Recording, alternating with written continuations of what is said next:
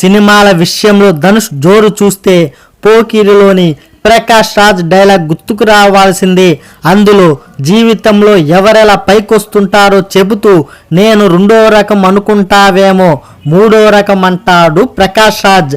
అలాగే ప్రేక్షకులు నటుడిగా ఫుల్ బిజీగా ఉన్న వారిని చూస్తుంటారు, దర్శకుడిగా విరామం లేకుండా పనిచేసే వారిని చూస్తుంటారు. కానీ ధనుష్ మూడో రకం, నటుడిగా దర్శకుడిగా వరుస సినిమాలు చేస్తున్నాడు. స్వీయ దర్శకత్వంలో ఆయన నటించిన రాయన్ జూలైలో బాక్సాఫీస్ ముందుకొచ్చి 150 కోట్లకు పైగా వసూలు సాధించింది. మరోవైపు ప్రియ ప్రకాష్ వారియర్, అనికా సురేంద్రన్ ప్రధాన పాత్రలో ఆయన తెరకెక్కిస్తున్న నిలవుంకు ఎన్మైల్ ఎన్నడే కోపం డిసెంబర్ 21న విడుదల కానుంది. ఈలోగా మరో సినిమాని గురువారం ప్రకటించాడు.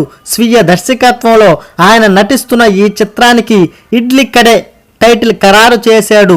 నటుడిగా 52వ చిత్రం కాగా దర్శకుడిగా 4వ చిత్రం ఆయన డైరెక్ట్ చేసిన తొలి సినిమా పా పాండి. నటుడిగా 52వ చిత్రం కాగా దర్శకుడిగా 4వ చిత్రం ఆయన డైరెక్ట్ చేసిన తొలి సినిమా పా పాండి.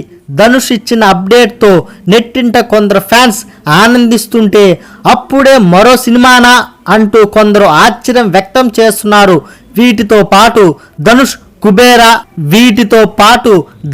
కుబేరాతో బిజీగా ఉన్నాడు. శేఖర్ కమల తెరకెక్కిస్తున్న ఈ సినిమాలో ధనుష్, నాగార్జున ప్రధాన పాత్రలు పోషిస్తున్నాడు. రష్మిక హీరోయిన్.